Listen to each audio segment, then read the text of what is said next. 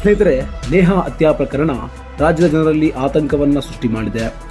ಈ ಪ್ರಕರಣಕ್ಕೆ ಸಂಬಂಧಿಸಿದಂತೆ ಹೊಸ ಬೆಳವಣಿಗೆಗಳಾಗುತ್ತಿದ್ದು, ನೇಹಾ ತನ್ನ ಸಂಬಂಧಿಕರೊಬ್ಬರೊಂದಿಗೆ ಮಾಡಿದ್ದಾಳೆ ಎನ್ನಲಾಗುವ ವಾಟ್ಸ್ಆಪ್ ಚಾಟಿಂಗ್ ಈಗ ಎಲ್ಲೆಡೆ ಹರಿದಾಡುತ್ತಿದೆ. ಫಯಾಜ್ನ ಹೊಸ ಫೋಟೋಗಳು ವೈರಲ್ ಆಗ್ತಿವೆ. ನೇಹಾರವರ ಫೋಟೋಗಳನ್ನು ಎಡಿಟ್ ಮಾಡಿ ಸಾಮಾಜಿಕ ಜಾಲತಾಣಗಳಲ್ಲಿ ಹರಿಬಿಡಲಾಗುತ್ತಿದೆ. ಇದೆಲ್ಲವನ್ನ ನೋಡಿದರೆ ಇದರ ಹಿಂದೆ ಯಾವುದೋ ಕಾಣದ ಕೈಗಳ ಕೈವಾಡ ಇರೋದು ಸ್ಪಷ್ಟವಾಗುತ್ತೆ. ನೇಹಾ ಹಿರೇಮಠರವರು ತಮ್ಮ ಆಪ್ತರೊಂದಿಗೆ ವಾಟ್ಸ್ಆಪ್ ಚಾಟ್ ಮಾಡಿದ್ದಾರೆ. ಚಾಟ್ ಮಾಡಿರುವ ಇಮೇಜ್ಗಳು ಈಗ ಸೋಷಿಯಲ್ ಮೀಡಿಯಾದಲ್ಲಿ ವೈರಲ್ ಆಗ್ತಿವೆ. ನೇಹಾ ಹುಬ್ಳಿ ಎನ್ನುವ ಹೆಸರನ್ನ ಸೇವ್ ಮಾಡಿರುವ ವಾಟ್ಸ್ಆಪ್ ಚಾಟಿಂಗ್ ಫೋಟೋಗಳು ಈಗ ವೈರಲ್ ಆಗ್ತಿವೆ. ಅಂದ್ರೆ ನೇಹಾ ಅವರು ತಮ್ಮ ಸಂಬಂಧಿಕರೊಂದಿಗೆ ಮಾಡಿರುವ ಚಾಟ್ ಇದಾಗಿದೆ. ಚಾಟ್ನ ಉದ್ದಕ್ಕೂ ಅಕ್ಕ ಎಂದು ಉಲ್ಲೇಖವಾಗಿರೋದ್ರಿಂದ ಬಹುಶಃ ನೇಹಾರವರಿಗೆ ಅವರು ಅಕ್ಕ ಆಗಿರಬಹುದು. 100% ಮಾಡ್ತೀನಿ ಅಕ್ಕ, ಲೈಫ್ ಬಹಳ ಟಫ್ ಆಗೈತಿ, ದೇವರು ಬ್ಲೆಸ್ ಮಾಡಿದ್ರೆ ಸಾಕ್ ಎನ್ನುವ ರೀತಿಯಲ್ಲಿ ಹುಬ್ಬಳ್ಳಿಯ ಭಾಷೆಯಲ್ಲಿಯೇ ಚಾಟ್ ಮಾಡಿದ್ದಾರೆ. ಮುಂದುವರೆದು, ಅಕ್ಕ ನಾನು MCA ಅಡ್ಮಿಷನ್ ಮಾಡ್ಸೀನಿ, ಬಟ್ ಮನೆಯಲ್ಲಿ ಪ್ರಪೋಸಲ್ಗೆ ಫೋರ್ಸ್ ಮಾಡ್ತಿದ್ದಾರಾ, ಸಾಕ್ ಆಗೈತಿ ಅಕ್ಕ ಎನ್ನುವ ರೀತಿಯಲ್ಲಿ ಚಾಟ್ ಮಾಡಿದ್ದಾರೆ. ಅದಕ್ಕೆ ಪ್ರತಿಕ್ರಿಯಿಸಿರುವ ಅವರು, ನೀನು ಸ್ಟ್ರಾಂಗ್ ಆಗಿರು, ಅವನು ಸರಿ ಇಲ್ಲ, ಸೆಟ್ ಆಗಲ್ಲ, ಸಾಕ್ ಆಗಿದೆ ಅವನ ಸಲುವಾಗಿ ಎನ್ನುವ ರೀತಿಯಲ್ಲಿ ರಿಪ್ಲೈ ಮಾಡಿದ್ದಾರೆ. ಇಲ್ಲಿ ಅವನು ಅಂದ್ರೆ ಫಯಾಜ್.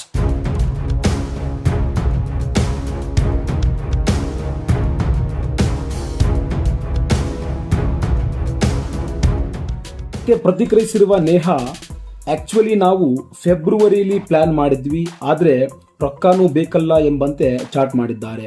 ಅದಕ್ಕೆ ಪ್ರತಿಕ್ರಿಯಿಸಿರುವ ನೇಹಾರ ಅಕ್ಕ, ಸರಿ ಆದಷ್ಟು ಬೇಗ ಮಾಡಿಕೊಳ್ಳಿ ಎಂಬಂತೆ ಪ್ರತಿಕ್ರಿಯಿಸಿದ್ದಾರೆ. ಇದೆಲ್ಲವನ್ನ ನೋಡಿದ್ರೆ ಅವರು ಯಾವುದಕ್ಕೂ ಪ್ಲಾನ್ ಮಾಡಿದ್ರು ಅನ್ನೋದು ಸ್ಪಷ್ಟವಾಗುತ್ತೆ. ಆದ್ರೆ ಅಸಲಿ ವಿಷಯ ಏನು ಅನ್ನೋದು ಸ್ಪಷ್ಟ ಆಗಿಲ್ಲ. ಆದ್ರಿಂದ ಅಲ್ಲಿ ನಡೆದಿರೋದು ಏನು ಎನ್ನುವುದು ಇನ್ನೂ ತಿಳಿಯಬೇಕಿದೆ. ಇನ್ನು ನೇಹಾರವರು ಓದುತ್ತಿದ್ದ ಕಾಲೇಜ್ ಅಲ್ಲಿಯ ಪ್ರಸಿದ್ಧ ಕಾಲೇಜ್ ಆಗಿತ್ತು. ಅಲ್ಲಿ ಸುಮಾರು 2,000 ವಿದ್ಯಾರ್ಥಿಗಳು ಓದುತ್ತಿದ್ದಾರೆ. ಕಾಲೇಜಿಗೆ 4 ಗೇಟ್ಗಳಿದ್ದು ಯಾವುದೇ ಗೇಟ್ನಲ್ಲಿ ಸುರಕ್ಷತೆಗೆ ಸರಿಯಾದ ಕ್ರಮಗಳನ್ನು ತೆಗೆದುಕೊಂಡಿಲ್ಲ ಎನ್ನುವುದೇ ವಿಪರ್ಯಾಸ. 2,000 ವಿದ್ಯಾರ್ಥಿಗಳು ಓದುತ್ತಿರುವ ಕಾಲೇಜಿನಲ್ಲಿ ಸರಿಯಾದ ಸೆಕ್ಯೂರಿಟಿ ಇಲ್ಲ. ಯಾರು ಬೇಕಾದರೂ ಗೂಳಿಗಳ ತರ ಬಂದು ಹೋಗಬಹುದು. ಅಂದ್ರೆ ಆ ಕಾಲೇಜಿನ ಆಡಳಿತ ವ್ಯವಸ್ಥೆಯ ಮೇಲೆ ಕೋಪ ಬರುವುದು ಸಹಜ. ನೇಹಾಳ ಸಾವಿಗೆ ಕಾಲೇಜಿನ ಬೇಜವಾಬ್ದಾರಿತನ ಕೂಡ ಪರೋಕ್ಷವಾಗಿ ಕಾರಣವಾಗಿದೆ ಎಂದರೂ ಕೂಡ ತಪ್ಪಾಗುವುದಿಲ್ಲ. ವಿದ್ಯಾರ್ಥಿಗಳಿಂದ ಫೀಸ್ ವಸೂಲಿ ಮಾಡುವಾಗ ಇವರಿಗೆ ಇರುವ ಆಸಕ್ತಿ ವಿದ್ಯಾರ್ಥಿಗಳಿಗೆ ಸೌಕರ್ಯಗಳನ್ನ ಒದಗಿಸುವಾಗ ಇರೋದಿಲ್ಲ.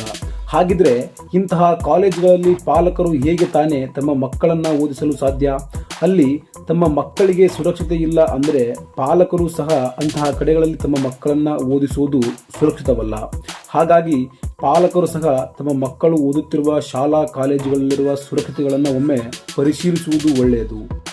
ಇನ್ನು ನೇಹಾಳ ವಿಷಯದಲ್ಲಿ ನಡೆದಿರೋದು ಏನು ಅನ್ನೋದು ಸ್ಪಷ್ಟವಾಗಿಲ್ಲ. ಲವ್ ಜಿಹಾದ್ ಇದಕ್ಕೆ ಕಾರಣ ಎಂದು ಕೆಲವರು ಹೇಳುತ್ತಿದ್ದಾರೆ. ಫಯಾಜ್ನನ್ನ ಈಗ ವಿಚಾರಣೆಗೆ ಒಳಪಡಿಸಲಾಗುತ್ತಿದ್ದು ಅಸಲಿ ವಿಷಯ ಈಗ ತಿಳಿಯಬೇಕಿದೆ. ಇದಾಗಿತ್ತು ಈ ವಿಡಿಯೋ.